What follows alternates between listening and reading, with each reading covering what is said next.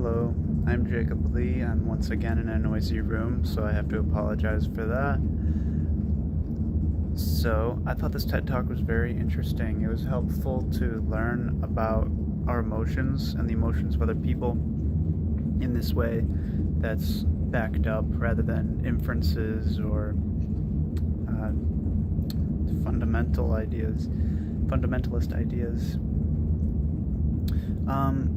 It makes you realize that sometimes you are just projecting emotions on other people. When I smile, I could just be like, "Oh, this guy," or I could be genuinely happy, like, "Oh man, this guy, like he's great." And so when you see other people, it's hard because you can be attempting to be empathetic, but instead you're being misunderstanding. So you sort of have to give a moment to let things air out and see how things are actually playing out inside of them rather than how things are happening inside of you.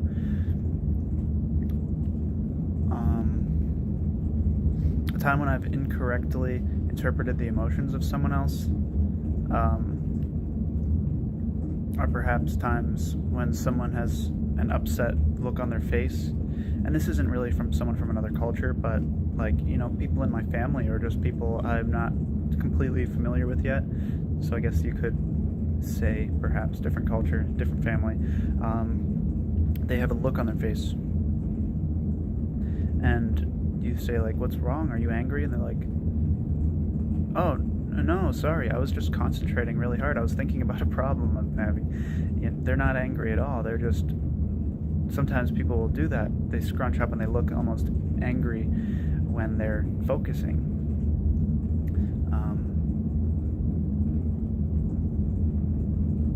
We can use what we learned in this TED Talk to justify giving a second of space instead of jumping in and like, "Oh my god, they're angry. What did I do wrong?" To say, like, "Hey, how are things going?"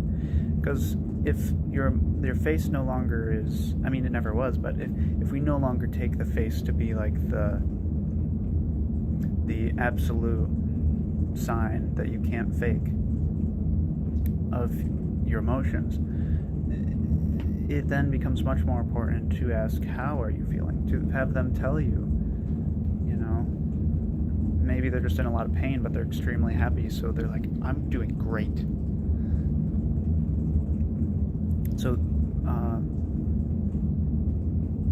for a job or career, this can be extremely important because you're no longer making inferences or filling in the blanks. You're asking. You might have a hint, like if they look a certain way. Some people are very good at reading other people, and they can say, "Okay, they're likely this or that, and these things over here are likely not what they are feeling." But then you could be absolutely wrong. You don't know them, especially if they're not someone you're used to or someone from a different culture, which is very prevalent in today's world where we're so interconnected and working with people from everywhere. So it's better to just ask or to remain neutral until it shows itself. We can use this to control our own emotions by sort of recognizing that our emotions aren't just like X equals Y. Every time I slam my toe in the door, I get angry. That's probably what's going to happen, but you don't necessarily have to, and that you can change it. There's this idea William James had that the way that the body is held is the way that the emotions are felt, and that the way the body is held is dictated by the way that you think. He said that if you slouch or you constantly have a scowl, you're probably going to feel sad or, unenergetic. And if you hold yourself upright and dignified, you're probably going to feel pretty good about yourself. This TED Talk reminded me of this thing I heard and never really looked into, and I was like, that's interesting. It's cool to think about, but I never thought of it as absolute truth. But now it makes more sense, and I will just believe it. That cultures, like if we go to an indigenous tribe and they don't have a word for an emotion like shame or guilt, no one there feels it. if they don't have a word for it, they don't feel it. And where I was like, that's cool, but then thinking about it, I thought, they have to.